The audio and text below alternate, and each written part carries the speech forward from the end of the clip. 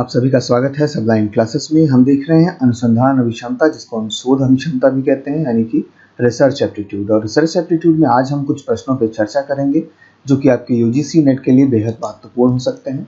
और जो लोग अभी तक टेलीग्राम के चैनल से नहीं जुड़ पाए हैं तो मैं उनको इस वीडियो में भी डिस्क्रिप्शन बॉक्स में लिंक दे दूंगा, वो लोग जुड़ सकते हैं और वहाँ पे जो भी अपडेट है उसे प्राप्त कर सकते हैं। और आप भी अपनी तरफ से जो भी अपडेट देना चाहते हैं वो दे सकते हैं।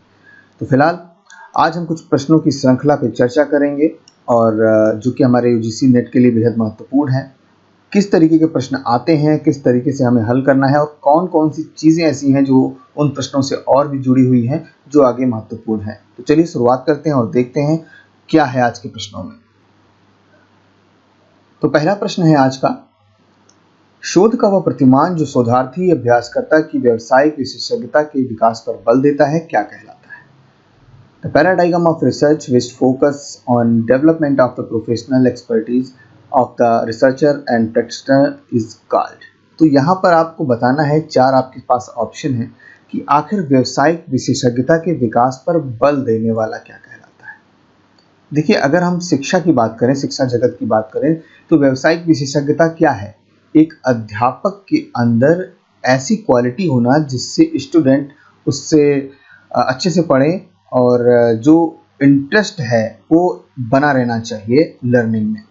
तो एक टीचर के पास जब क्वालिटी होगी तभी वो ऐसी क्वालिटी पैदा कर सकता है कि लोग उसके तरफ फोकस रखें और अपनी लर्निंग को इंटरेस्ट से आगे बढ़ाएं। जो भी समस्याएं हैं उसको कैसे दूर करना है, कितनी जल्दी से जल्दी दूर करना है। ऐसा भी नहीं है कि हमने 1 साल लगा दिया किसी भी समस्या का समाधान करने में, तो हमें कितनी जल्दी समाधान करना आता है किसी भी समस्या का, ये कहीं ना कहीं व्यावसायिक विशेषज्ञता जो है यहाँ पर शो होती है। और ये सारे शोध जो हैं जो ज़्यादातर एजुकेशन से रिलेटेड होते हैं, ये होते हैं एक्शन रिसर्च यानी कि क्रियात्मक शोध में। तो ये जो आपका क्रियात्मक शोध है यहाँ पर सही आंसर है। बाकी जो है वो भी कहीं ना कहीं अपने आप में अच्छे शोध हैं, लेकिन उनका एक अलग मतलब निकलता है। जैसे मौलिक शोध क्या होता है? मौलिक शोध वो शोध है, मान लीजिए किसी स्कूल में कुछ बच्चे हैं जिनको नशे की आदत पड़ गई है। मान लीजिए अभी वो क्लास 8th या 9th में हैं और वो एक ऐसे नशे के आदी हो गए हैं जिससे उनका भविष्य अंधकारमय होने वाला है। तो हमें ये पता करना है कि आखिर ऐसा हुआ क्यों है। तो वो नशे के आदी जो बच्चे हैं, इसके बारे में पता करना, जो नशे के आदी बच्चे हैं उनके बारे में पता करना, कारण क्या है, उस तक पहुंचना मौलिक शोध कहलाता है।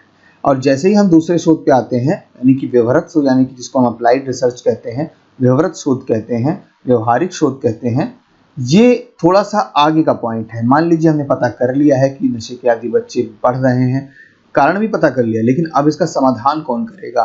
तो समाधान करना जो है वो अप्लाइड रिसर्च कहलाता है।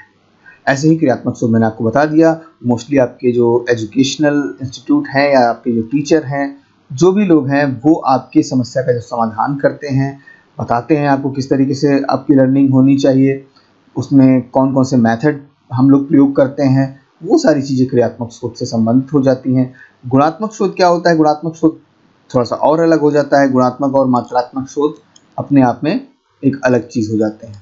तो गुणात्मक शोध क्या होता है? जब हम किसी चीज़ की क्वालिटी पर रिसर्च करते हैं।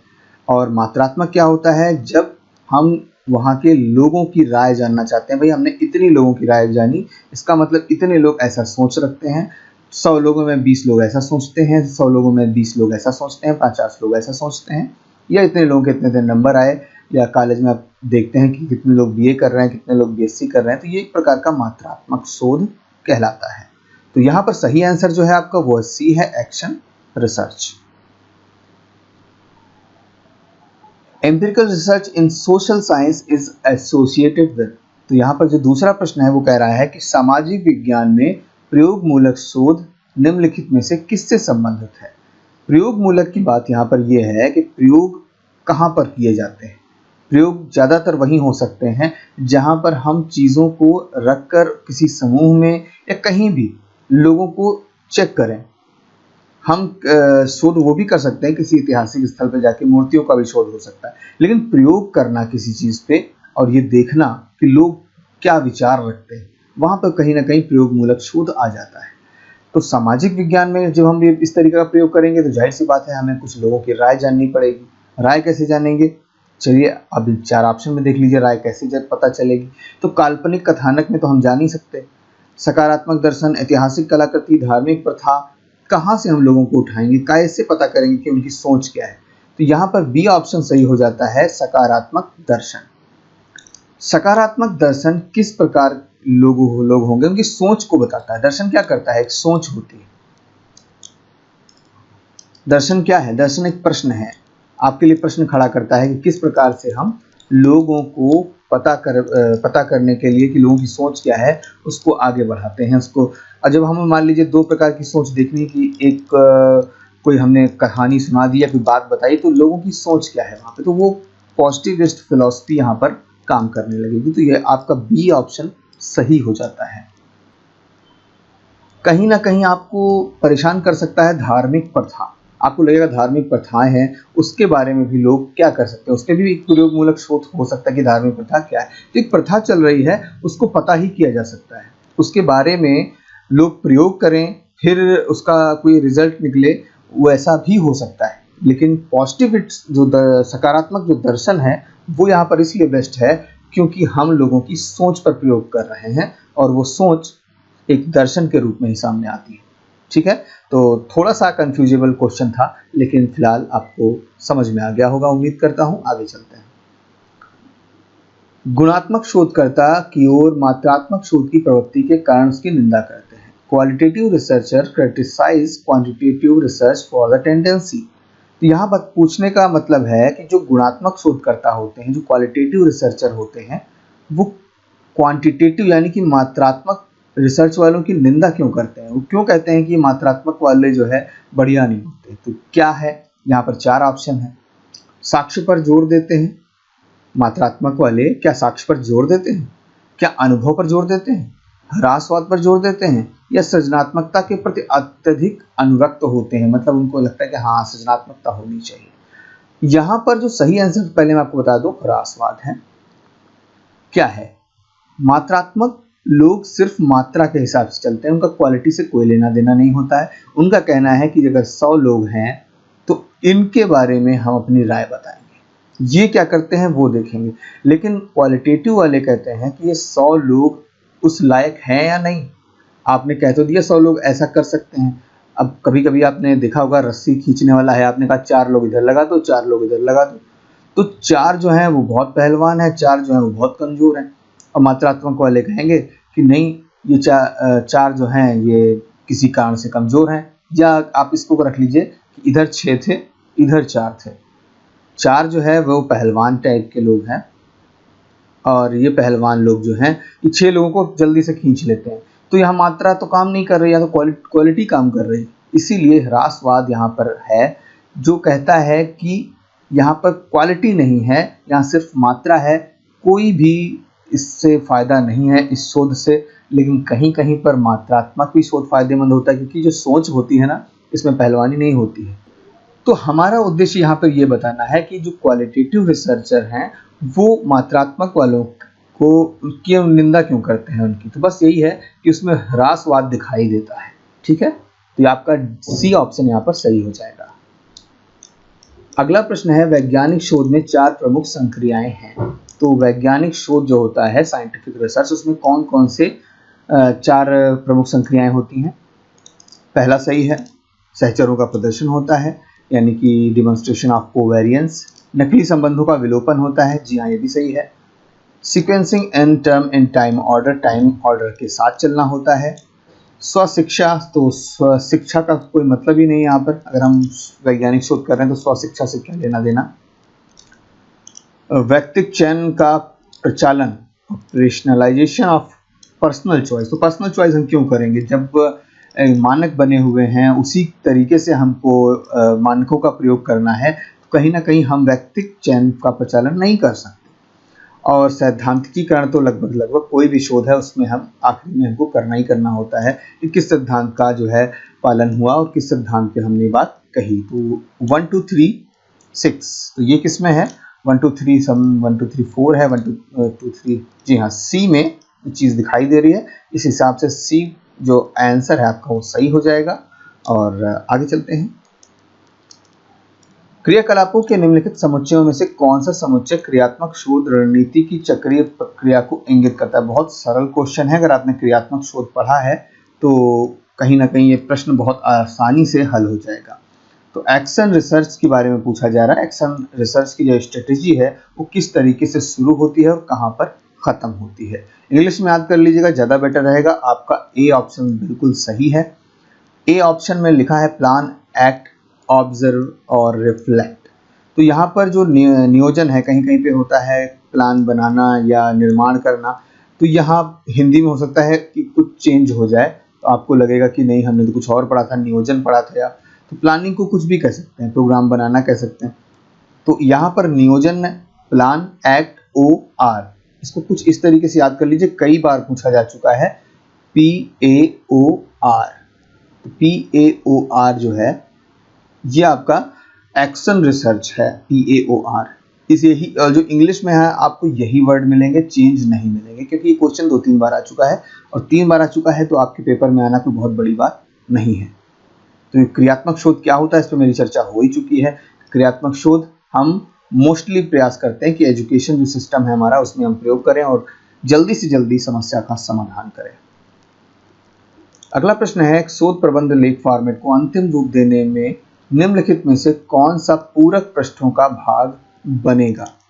तो यहाँ पे इंग्लिश में एक बार पढ़ लेते हैं। In the finalising a thesis writing format which of the following would form part of the supplementary page? तो supplementary page कौन से होते हैं यही पूछा जा रहा है। किसमें? थीसिस में। कहाँ गई थीसिस? कहाँ लिखा था? ये लिखा था। थीसिस में कौन से सप्लीमेंट्री पेजेस होते हैं? तो मैं आपको सीधे आंसर पे ले चलता हूँ। सप्लीमेंट्री पेजेस जो थीसिस में होते हैं उन्हें कहते हैं बिब्लियोग्राफी एंड अपेंडिक्स, ग्रंथ सूची और परिशिष्ट। तो यहाँ पर ये दो चीज़ें आपको याद रखनी है। थीसिस बहुत इंपॉर्टेंट वर्ड है जो आपको पता ही होगा। थीसिस को कभी कभी हम जो है वो डिजर्टेशन भी कहते हैं, लेकिन डिजर्टेशन मोस्टली एमफिल में प्रयोग होता है इस शब्द का प्रयोग, और जो थीसिस होती है उसका प्रयोग हम PhD में करते हैं।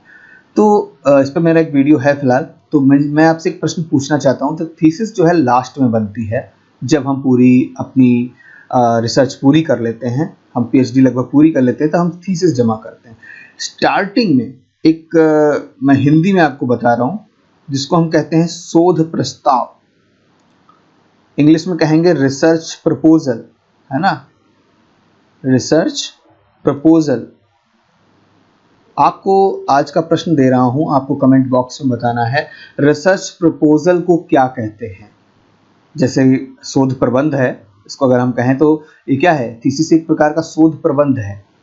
और हम अगर शोध प्रस्ताव जो कि स्टार्टिंग में लेके जाते हैं कहीं ना कहीं, किसी कॉलेज में या कहीं भी, तो किसी संस्थान में जो हम शोध प्रस्ताव लेके जाते हैं उसको क्या कहते हैं, आपको वो बताना है। किसमें? कमेंट बॉक्स में। ये आज का प्रश्न है आपके लिए। तो फिलहाल इस क्वेश्चन का सही आंसर है ए, ग्रंथ सूची और परिशिष्ट, बिब्लियोग्राफी एंड अपेंडिक्स। अगला प्रश्न है, शोध नैतिकता की समस्या शोध क्रियाकलापों के किस पहलू से संबंधित होती है? तो शोध नैतिकता होती क्या है? पहली बात तो शोध नैतिकता का सीधा सा मैटर ये है कि आप किसी भी चीज़ के पूर्वाग्रह से जुड़े नहीं होने चाहिए। मतलब जैसे मान लीजिए आप किसी विशेष जाति से संबंध रखते हैं, आप जहाँ शोध करने गए आपने अपनी विशेष जातियों से ज़्यादा अच्छा संबंध रखा, और जो आपकी जातियों से संबंधित नहीं है उनको आप थोड़ा सा इग्नोर कर रहे हैं, और शोध आप सब पर कर रहे हैं। तो यहाँ पर एक पूर्वाग्रह आ जाएगा कि आप उनको अच्छे नंबर देने का प्रयास करेंगे। कहीं ना कहीं आप ये देखेंगे कि हाँ ये हमारे खास हैं, हमारे शहर से जुड़े हुए हैं, या अगर कंट्री लेवल की बात है तो ये हमारे कंट्री से जुड़े हुए हैं। तो वो चीज़ नहीं आनी चाहिए।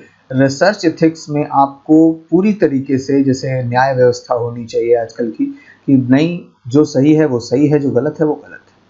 तो क्रियाकलापों में किस पहलू से संबंधित है शोध नैतिकता की समस्या? तो यहाँ पर कौन सी समस्याएं आती हैं शोध नैतिकता में? साक्ष्य आधारित शोध रिपोर्टिंग से, शोध प्रबंध के निर्धारित प्रारूप के अनुसरण से, गुणात्मक या मात्रात्मक तकनीकों के माध्यम से आंकड़ों के विश्लेषण से, या शोध के समग्र को परिभाषित करने से। देखिए ये सब चीज़ें ऐसी हैं कि अगर हम कहीं आंकड़े या किसी प्रारूप या किसी गुणात्मक मात्रात्मक तकनीकों का प्रयोग कर रहे हैं, तो इसको हम जल्दी हेर फेर में नहीं ला सकते, क्योंकि 2+2 4 ही होता है, इसको आप 3 नहीं लिख पाएंगे। लेकिन जब आप कहीं साक्ष्य जुटा रहे होंगे, चीज़ों को पता कर रहे होंगे, वहाँ पर आप जरूर गड़बड़ कर सकते हैं, वो चीज़ गलत होती है। तो यहाँ पर जो समस्या मेन है वो है साक्ष्य आधारित रिपोर्टिंग। जो आपने लिखा, जो आजकल की मीडिया आप देख रहे हैं, तो कहीं ना कहीं वो किसी के पक्ष में झुक जाती है, तो कभी ना कभी वो किसी का पूर्ण विरोध करने लगती है। तो मीडिया को क्या करना चाहिए, जो साक्ष्य है, जो सच्चाई है, वो बतानी चाहिए, ना कि किसी के साथ में पूर्वाग्रह जुड़ जाना चाहिए कि नहीं हम तो इसी जाति का समर्थन करते हैं, धर्म का समर्थन करते हैं, पार्टी का समर्थन करते हैं और उसके हिसाब से अपना जो भी है एजेंडा बताएंगे। नहीं, तो ये चीज़ गलत है। यहाँ पे शोध नैतिकता मतलब जो भी सही है वो बताएं। तो उम्मीद करता हूँ यहाँ पर ए ऑप्शन सही है और आपको समझ में आया होगा। 8वां प्रश्न है, जब कोई समीक्षक लेखक का नाम जाने बगैर एक शीघ्र शोध की समीक्षा करता है तो क्या कहलाता है? जब कोई समीक्षक, when a reviewer revises a research article without knowing the author's name it the refers। तो बहुत सिंपल सी बात है। हम कभी कहते हैं ना कि कहीं ये लिखा हुआ है, या कभी हमने बात कही किसी को, हम ये कहते हैं किसी का आर्टिकल है, नाम नहीं बता रहे हैं, बस हम उसका आर्टिकल बता रहे हैं कि किसी ने ऐसा लिखा है। तो ये क्या है, वो कहलाता क्या है? तो वो कहलाता है सीधे सीधे ब्लाइंड रिव्यू। तो अप्रकट समीक्षा की जगह आप ब्लाइंड रिव्यू याद रखिएगा तो ज़्यादा बेटर रहेगा कि कोई समीक्षा हो रही है बिना नाम के। तो ये आपका सी ऑप्शन सही हो जाता है। निम्नलिखित में से किसमें लक्षित उद्देश्य संबंधी विशिष्टीकरण को अनिवार्य समझा जाएगा? In which of the following target related specification will be considered necessary? 4 चीजें लिखी हुई हैं और आप फोकस करिएगा इस पॉइंट पे। स्पेसिफिकेशन कहाँ पर दिखाई दे रहा? अब पहले तो आपको ये 4 चीज़ों के बारे में पता हो, तो 4 चीज़ें मैं आपको बहुत शॉर्टकट में समझा दूं होता क्या है।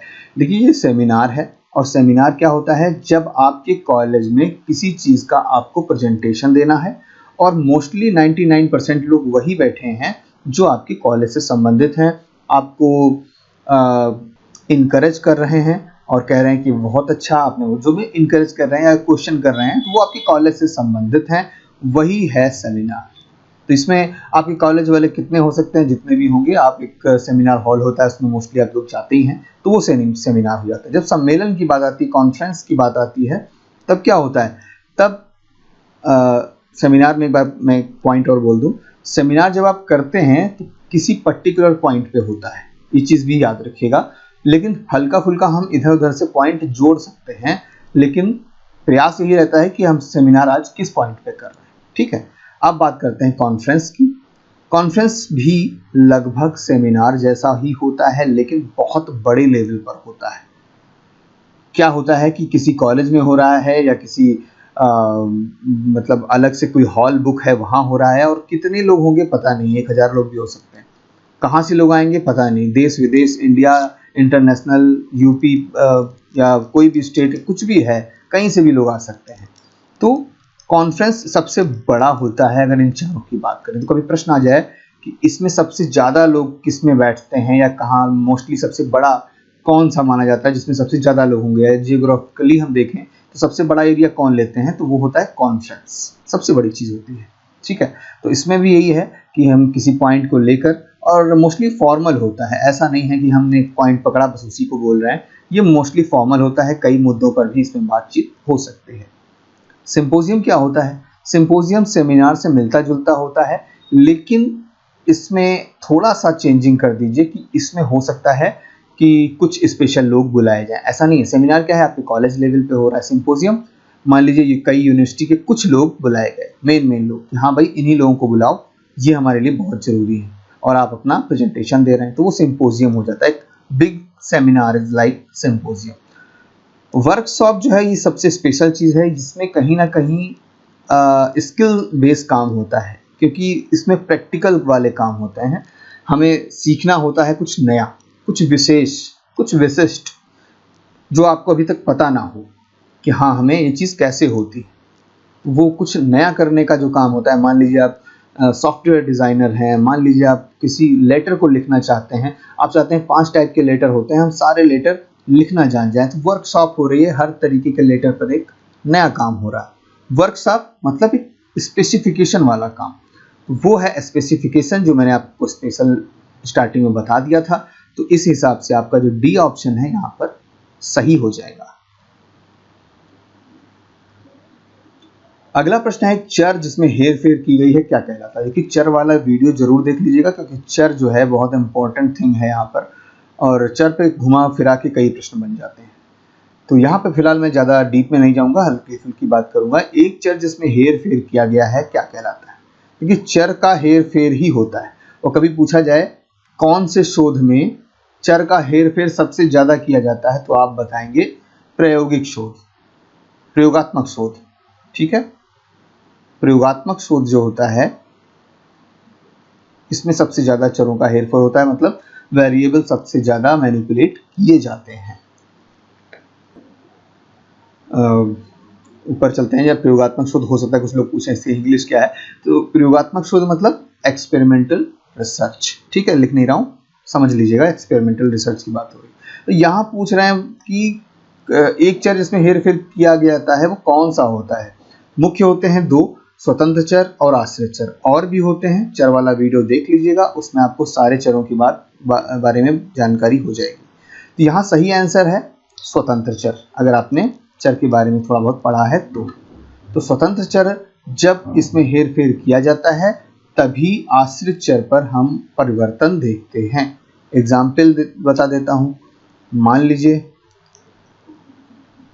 किसी बच्चे को आपने पेंसिल दी और वो खुश हो गया, लेकिन आप हर बार अगर पेंसिल देते रहेंगे तो फिर उस बच्चे का जो एक उत्साह होगा वो नहीं रह जाएगा। फिर आप क्या कहोगे, भाई आपकी हम तुमको बड़ा सा अच्छा सा पेन देंगे, वो महंगा सा, या गिफ्ट देखने में अच्छा लगना चाहिए।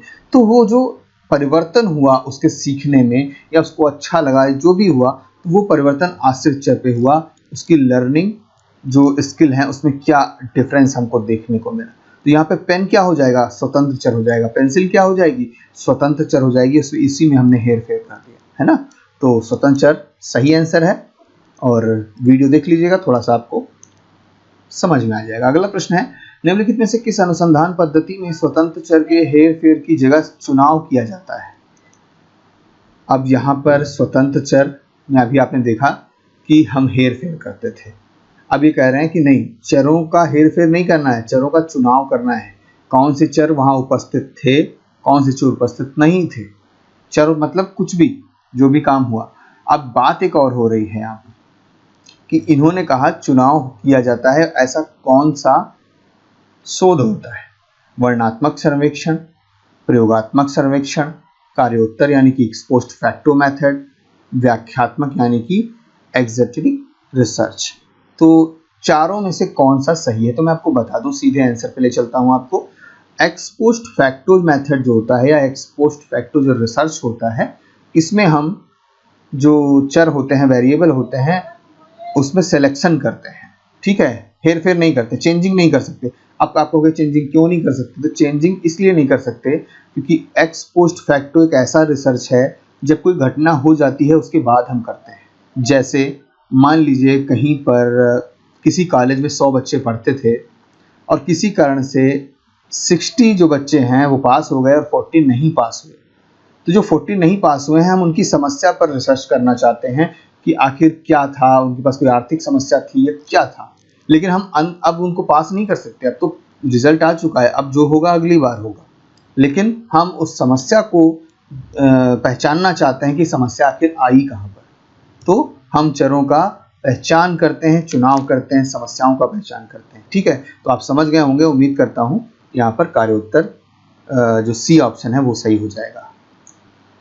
आज का लास्ट क्वेश्चन है, किसी विद्यालय का प्राचार्य विद्यालय के कार्यक्रमों में शिक्षकों तथा छात्रों के प्रतिभाग को अभिवृद्ध करने की संभावना का पता लगाने के लिए उनके साथ साक्षात्कार सत्र आयोजन करता है, और यह प्रयास अनुसंधान के किस प्रकारता से संबंधित है। बहुत ज़्यादा सुनिंदे लिखिए, 2-3 बार पढ़ना पड़ेगा आपको प्रश्न को, तब आप आंसर दे पाएंगे। लेकिन मैंने एक आपको हिंट दिया था स्टार्टिंग में कि एक शोध होता है जो मोस्टली स्कूल से जुड़ा होता है, शैक्षिक संस्थानों से जुड़ा होता है। अब बात करना है कि प्रतिभाग को अभिवृद्ध करना है, मतलब इनहैंस पार्टिसिपेशन।